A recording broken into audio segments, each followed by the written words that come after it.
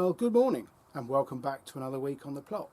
And you may be aware I didn't post a video last weekend. We were down with my parents in the New Forest. Had a lovely weekend with them, celebrating my mum's birthday. And our daughter joined us, and we went for lunch at the Rhinefield Hotel, which is a beautiful spot in the New Forest, and it's where my daughter gets married next year, so it was lovely to see the place for the first time. So yeah, lovely weekend with the family. This weekend my wife's unusually, almost uniquely I think, working. It's Saturday morning now, and she's at work, so we can't do anything together. So while she's at work, I thought I'd slip up here. And when she's finished at lunchtime, she'll come here and we'll go for lunch in the farm shop, which will be nice. And then I'm up here all day tomorrow, so I've got a day and a half up here, so I mustn't waste that. I should say, first of all, I'm really enjoying having this new shed. It's made a hell of a difference. You know, you wouldn't, I mean, I had a tool shed before, albeit it was like a telephone box. But this new one, it really has made the world of difference. First of all, because when it's raining, and it has rained a lot this week, I don't have to step out into the rain to get into the other shed. I can go straight through under this cover. It's a real sanctuary under here now.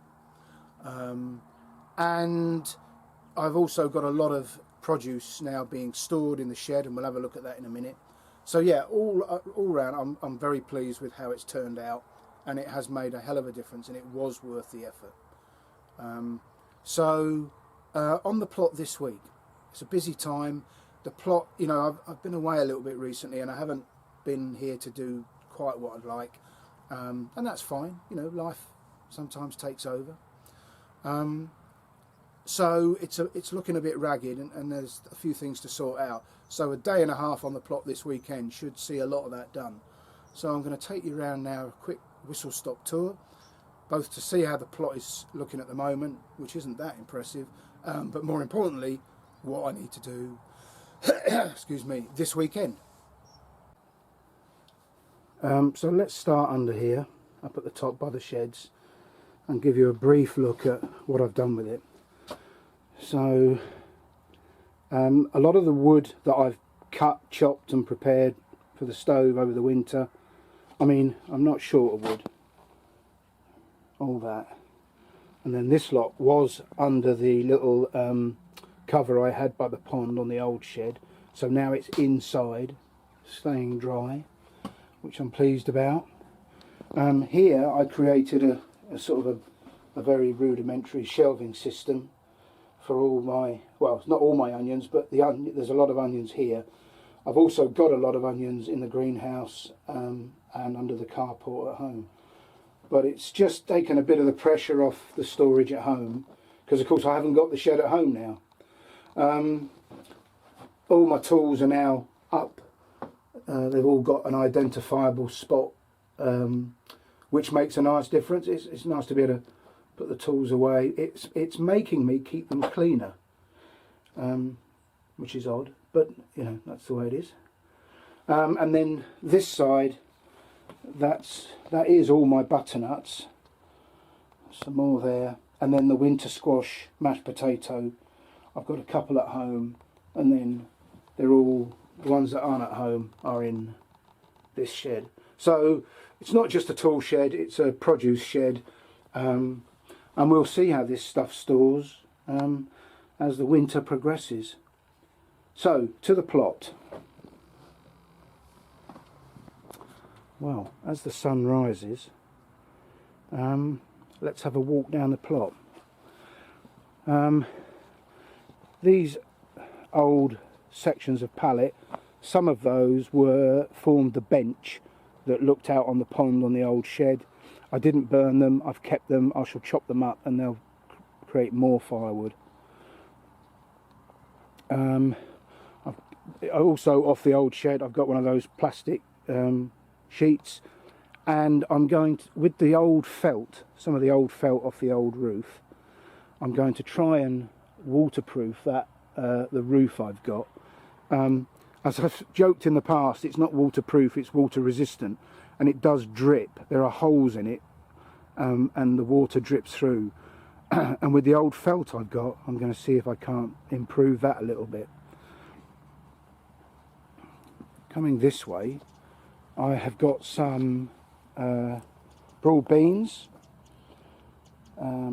This year in the spring, the only broad beans we harvested were off the plants I sowed in the autumn, the previous autumn. So, because the other ones were ruined by the black fly again. So I've sown a load. There's some still to come up, but they are coming up eventually. So this weekend I want to get those in the ground.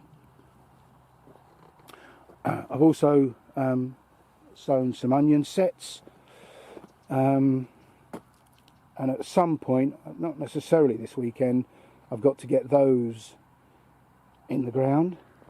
I've got some garlic. I've got garlic here, and I've got some garlic in the greenhouse at home, which I've potted, and you know, you can see they're just starting to come up. One mystery on the plot, I've had a breakage. I don't know if it will show up on the camera, but that glass has been smashed. I suspect the golf driving range. Obviously there's no golf ball in there, but I suspect somebody's had a wayward shot and they've quickly nipped round and got their ball out of there. But I have no proof of that. That's an unverifiable accusation. But, you know, can't do anything about it. And because I knocked down the old shed, I do have a spare pane here now. So at some point, maybe I'll swap the two over. These things happen, don't they? On the rest of the plot, one of the jobs I did last week was I emptied out one of my leaf mould bays, the leaf mould I collected last year. So some of it was 2 years old and most of it was a year old. And now finally, 5 years into having a plot, I'm starting to go truly no dig, because 3 beds, this one, that one and that one over there, have all been heavily top dressed with the leaf mould. It's really good stuff. I'm very pleased with it. It really has, it's really good quality. There aren't many identifiable leaves left in it. So they've been top dressed. I mean, unfortunately, you know, I don't know how many beds I've got. I've never counted them. But I've only managed to top dress 3 of them. And, you know, such is life. One job that I will be doing today is to clear this bed. I've still got 3 pumpkins in it that haven't oranged up, if that's a phrase. But, oh, sorry. But they're coming out today, and that bed's being cleared. And then with the rest of the beds, as they empty, it's just a case of periodically giving them a rake and a hoe and keeping the weeds down. We've started harvesting leeks now, and I've still got some tubs of potato, main crop Sarpo Mira. So Cheryl's said she intends to make a leek and potato soup this week, so we'll start doing that, which will be great, all with my own produce. We have also had 2 parsnips out of that tub there, and they were fantastic, really good size and tasty. So I'm very pleased. Let's hope the rest are like that. So another job this weekend, probably tomorrow, not sure, is to give this bed a rake and a de-weed, and then this bed is a major job. So I've got 4 rhubarb plants. There's 2 courgette plants in there. In fact, the bottles are still there to water them. And then all this nasturtium, all these weeds, it's all got to come out, and the bed's got to be tidied up. And just an update on this section here, Melvin, who has this plot here and has previously had this piece here, has now written an email to Lyndon, the landowner, saying of his intention to pass it on to me. We just need him to give the thumbs up. I don't suppose that'll happen till February, because Lyndon doesn't reply to emails and doesn't acknowledge communication. He just doesn't. So we'll have to wait till February when we pay our money, because he always comes along when he wants his money, funnily enough. So I may or may not start work on that bit of ground in anticipation of getting it in February. It'll be a bit of a risk because he might he might wait till February to say no, but we'll see. So there's a few fairly substantial jobs here. So lots to do. Yesterday afternoon I was up here after work and I emptied this bed, chopped it all up and put it into the heap. And then I obtained these 3 pots from one of my customers who had some conifers in them that died. And she said, take those because I'd like to see them reused. And I filled those. If I take you around the back of the compost heaps, I filled those tubs from here. I think what's happening here is the rats have got in my compost heaps, and to tunnel in and make their nests, this is all the spoil from my compost heaps. You know, some of you might be squirming in your seat thinking, oh, rats. Well, I'm afraid rats are an inevitable part of allotments. And actually, I think they've done me a favour, because that is really good stuff. And in fact, I'm going to dig out some more of that and put it in the trough that's up by the tool shed. So those pots have got the most beautiful compost in them now, all courtesy of the rats. Every cloud and all that. So, anyway, enough about rats. That's how the plot is the day before Remembrance Sunday. Got my flag up, lest we forget. Yeah, I'm very happy with the way the plot is. Obviously there's work to be done, but there always is. It's never not the case. Anyway, the fire is on, so I better go and have a cup of tea.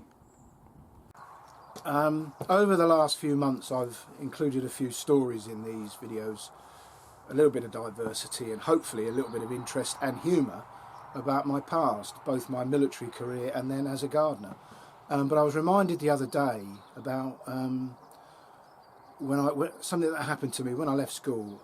All I ever wanted to do was join the army. I don't really know where that came from, but it was just something I wanted to do passionately, and I was quite single-minded in it. And of course that's what turned out. As soon as I could, I went down to Chatham High Street and went in the careers office and joined the army. And as a 16-year-old school leaver, I came here to Chepstow. I say Chepstow, it's a couple of miles that way, just inside Wales, to the then Army Apprentice College. It's gone now, and the rifles are in that barracks. But back then it was a superb thing to do. But you couldn't join the army proper till you were 18. But the 2 years preceding, they gave you a City and Guilds qualification in a trade, anything from surveyor, electrician, bricklayer. I did a mechanical City and Guilds in plant machinery, you know, the heavy diggers and earth movers. It was fantastic. Alongside that, they gave you some further education, because you know, when I was lucky, I passed 11 plus and I went to a good school, albeit I say good school, I hated it. But lots of lads didn't get a good, in fact they almost got no education, some of them. So the army worked on that, and it developed you in so many ways and made each one of us a better person, fitter, mentally strong, you know, all the things that, you know, the military still does today. We just have to get there a different way because they're dealing with a different product. So yeah, I came here, and the first day we arrived down at the railway station in Chepstow, and we were bussed up to the college, and you know, there was various things going on administratively to get you in and get you into your accommodation. And the first night of my military career, the apprentice corporal who looked after us in the accommodation came in and gave us a lesson in the washrooms on how to wash. And I can still, now that's 1979, and I was 16, and I can still remember the feeling of insult at being taught as a young man, as I considered myself. The army was later to tell me differently. I can remember feeling insulted. I was being taught how to wash. You know, he came in, he was stripped to the waist, he had his wash bag and a towel, he laid it all out in front of us. There must have been, I don't know, there were about 20 of us in the room. And he then proceeded to tell us how to clean our teeth and wash. Well, of course, in my ignorance, I didn't realise some of these boys had had no upbringing. They'd come from really difficult backgrounds. I mean, I was truly middle class, you know, growing up in the Medway towns. You know, my parents had good jobs. We had, you know, they had their own home. It was truly middle class, and I had never seen any of this. I you know, was unaware of it, and it was a real eye-opener that some of these boys had no idea. Some of them had never had a toothbrush in their life. They arrived with one because it was on the kit list and you had to have it, but they had to be taught how to clean their teeth. Anyway, I'm rambling again. He taught us how to wash, and you know, went back to our room, and that night we went to bed. I can remember lying in bed hearing boys crying. You know, we hadn't been there 24 hours and they were missing home. I didn't understand that concept. I was loving it, and I loved it right the way through.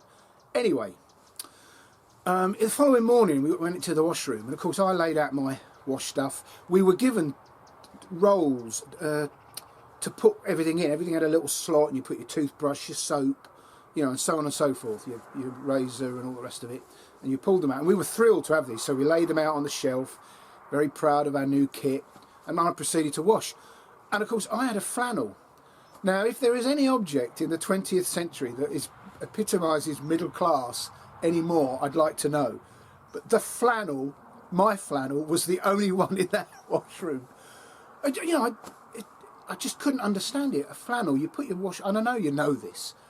You put your water on the flannel, you put the soap, you wash your face first, you rinse it off with a rinsed flannel, and then you do your arm, under your arms, and so on. But these guys didn't have a flannel. And what they used, there's a row of about 10 sinks. There were a couple of showers. You know, showers weren't like they are now. You had a shower once a week. You know, anyway, it was all sinks. Everybody washed in those days, strip washed. And I stood at the sink, and basically what these lads were doing was they slushed their face, and of course the water went everywhere behind them. Then what they'd do is they'd get their armpit as close to the sink as they could, and then with their other hand they'd scoop the water and then rub the soap, and you know. And I can remember standing at the sink being swamped with water from the sinks left and right. Thinking, I don't really need to wash. I can just turn, lift my arms, and they'll do it for me. You know, and I never said anything because I'd have probably got punched. But yeah, it was remarkable. And an incredible eye-opener to me, and I'm sure it's still the same today. I'm not talking about the specifics of washing, just, you know, life in general. That was fascinating for me. And, you know, in the first couple of days we all got to know each other. When you got back to the room at night, you didn't get a lot of time off, and I think we had to be in bed by 10 and the lights were off, and you weren't allowed to talk. But before that, when we were ironing our kit and polishing our boots and doing all the things that young soldiers do, you know, we slowly got to know each other. And the other thing was, of course, some of the accents, particularly the Scots, but not just. You know, the Geordies. These people were incredibly difficult for some of us to understand. You know, and of course, over the weeks and months that followed, we slowly started to, you know, I can remember somebody saying, "Shut your poss, you ken." Pardon? And of course, a poss, I don't know if that's pronounced right, is a face, and ken is, you know. Do you ken? Do you know? And all those sorts of, those are two that stand out. Yeah, a fascinating time. We all became very good friends. I don't remember any antagonism because we all had a common enemy, and that was the instructors, and we banded together. The army's very good at that. Anyway, they were fascinating times, but I'll never forget the washing thing. You know, a real eye-opener. Mildly interesting.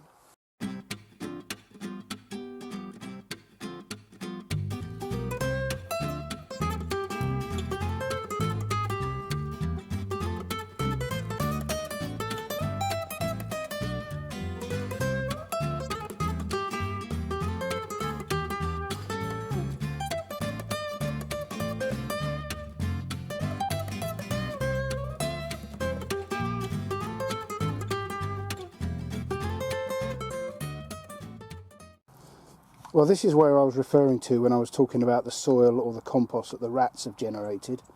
and this trough, which was in our back garden and has gone a bit rotten. So again, rather than throw it away, I've repurposed it. And this is the blackberry that was on that corner there when the old shed was here. So I had to cut it down to dig it up and move it. But I hope it survives, and then I will train it on this shed. Hopefully, because it's in full sun, it'll do fine. And yesterday, one of my customers gave me a bag of tulips called Pretty Woman, bright red. So they've gone in there, and hopefully there'll be a picture in the spring.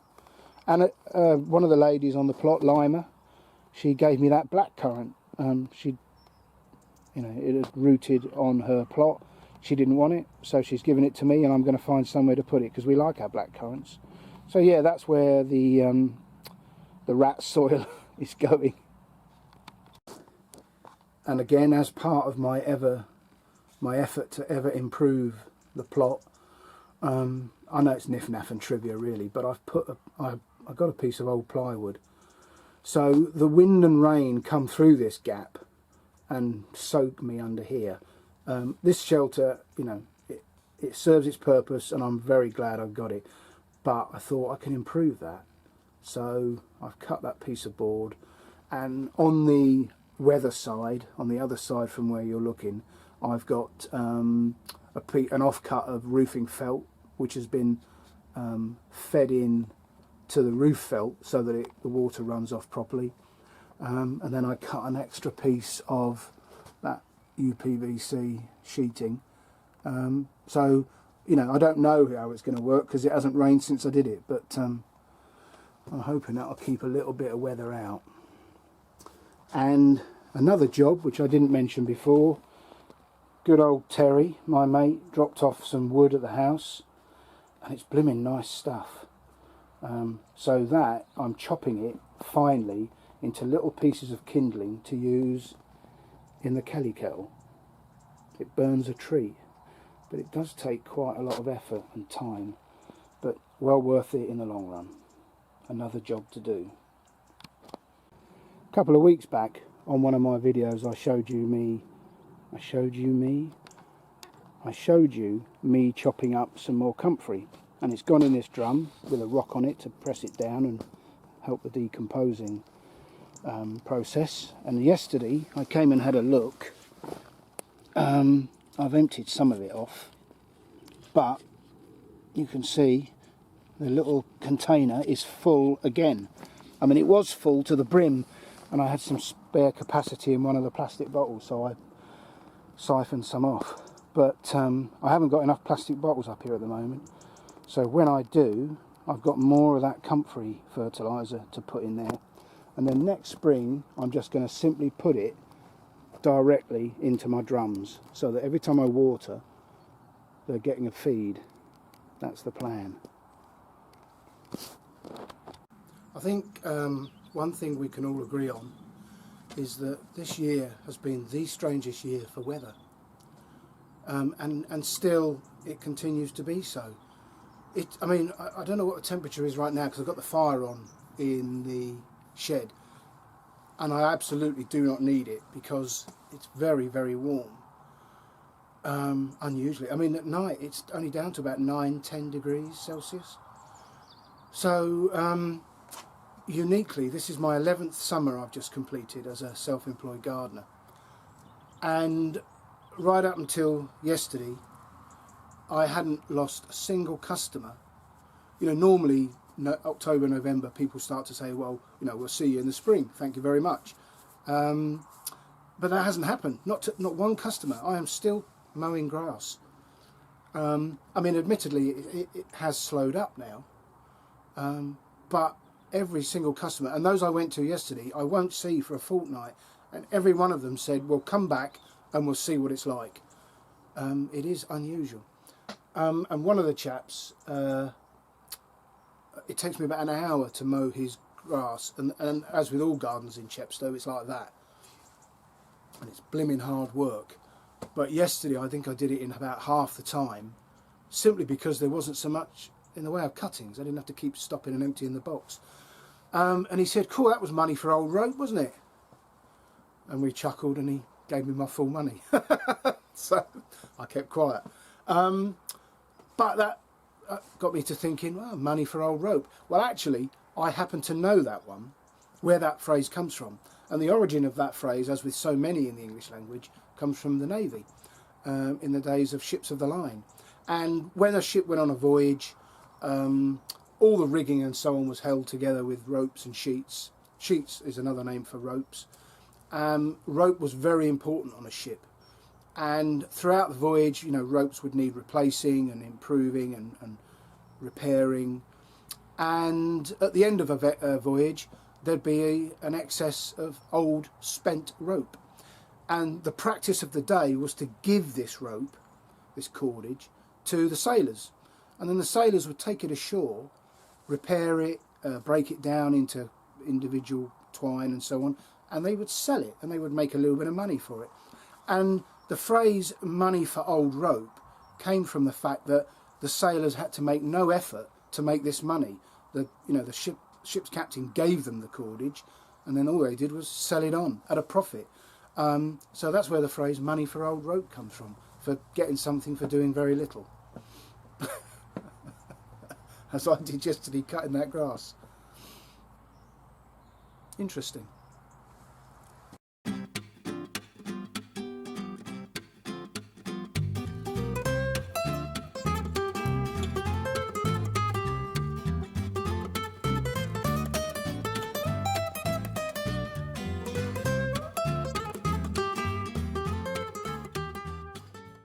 Well, job done.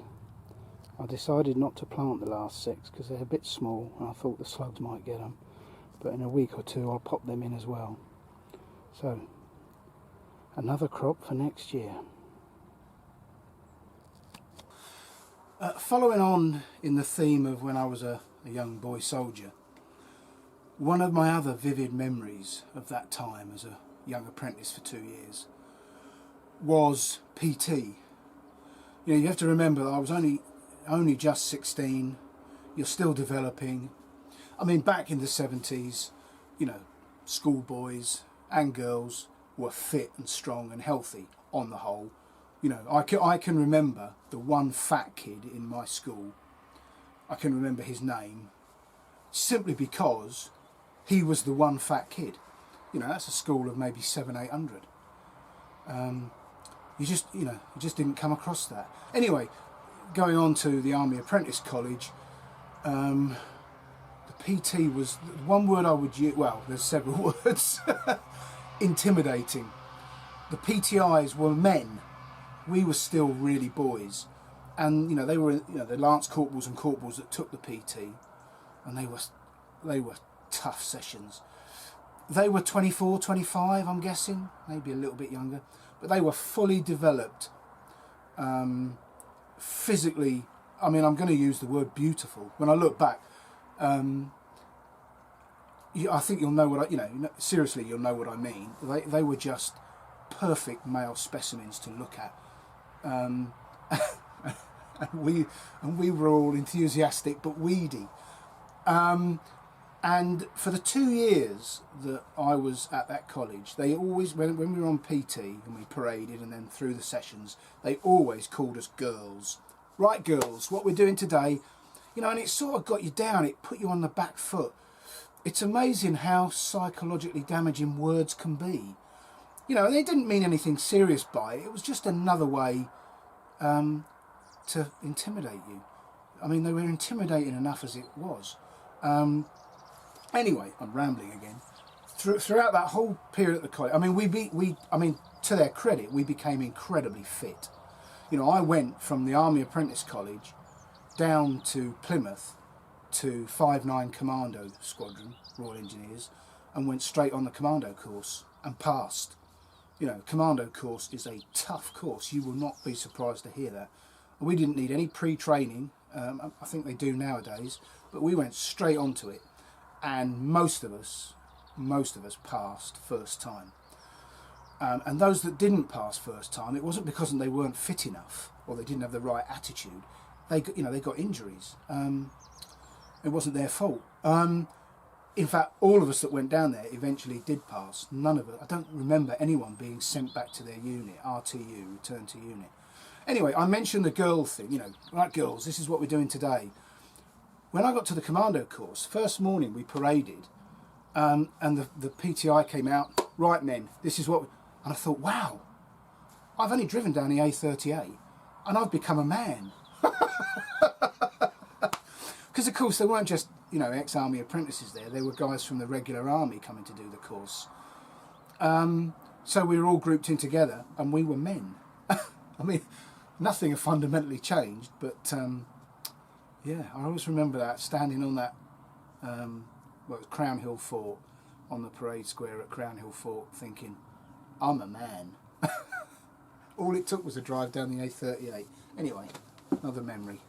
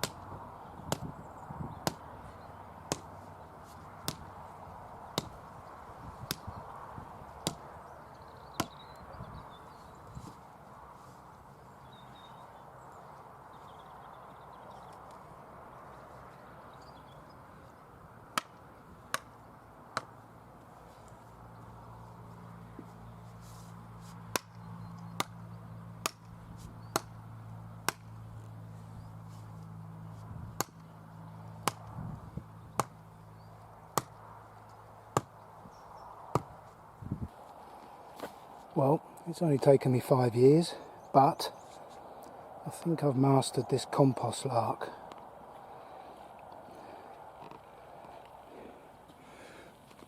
This is actually really nice stuff. There's no damp smell to it. It smells earthy. And this is I'm going to top dress around my fruit bushes. Really pleased with that. And as I said in a previous video, I've boarded out this compost heap. Hopefully that will raise the temperature slightly and kill some of the couch grass. But yeah, very happy. So gooseberries have had a mulch, not a lot, but you know, if you do a little bit each year, slowly the soil improves. As have the 2 blackcurrant bushes and 1 complete bed. And what I've just showed you there, the gooseberries, the blackcurrants and this bed, has emptied a complete compost bay. That's why, unless you're spending a lot of money, no dig is quite difficult, because the stuff doesn't go very far and it takes months to make. Anyway, every little helps. And that's my modest little autumn harvest. When I dug up down that lower bed, I put 2 courgette plants down there and then completely ignored them, never watered them, and I've had a few courgettes off them, and in amongst all the nasturtiums I found that 1 courgette. So this will make up our tea tonight, and those carrots are meant to be ball types for shallow ground, called Paris Market 5. Yeah, very nice. Oh well, it's now Sunday mid-afternoon, and as I said at the beginning of this video, a day and a half at the weekend should see me crack the back of a lot of stuff. Earlier today I saw Melvin, who has a lower plot. Remember I said that he'd emailed the landowner, and the landowner hadn't replied. Well, I saw him today, Melvin, and he's let me know that he's now finished with that piece of land. He's taken anything out of it he wants, so I can have it now. Of course, that still depends on the landowner agreeing in February, but I'm going to take that risk. I don't think he's really that interested in this area here. So I'm going to start to cultivate that at some point in the next couple of weeks. But I've had a really good, productive couple of days. The big thing was cracking the back of that bed down the bottom, tidying that up. But I've tidied up quite a few beds. There's a lot less weeds now than there were before. Nice little harvest. I've enjoyed it up here. And yeah, as I go into, or as we move towards winter, everything's in good order. I'm on top of everything, and I'm still enjoying it. So, well done if you've managed to get this far. When I had my little rant a couple of weeks ago about all the stuff going on and the threat of further Plan Bs and lockdowns, I lost 10 subscribers. You know, and I make no apology. It's my channel, and personally, I'm sick of it all. I just want to get on with life. Don't want to be scared. I'm not going to start another rant. But yeah, I lost 10 subscribers, and so be it. One of them was kind enough to tell me I was talking crap before he went. But since then, I've gained 9. So you know, maybe people changed their mind and came back. I doubt it. So if you are a new subscriber, a especially warm welcome to you, and to all those who've hung out for the long term, thank you very much for doing so. I will be back next weekend, so until then, take care, look after yourselves, bye for now.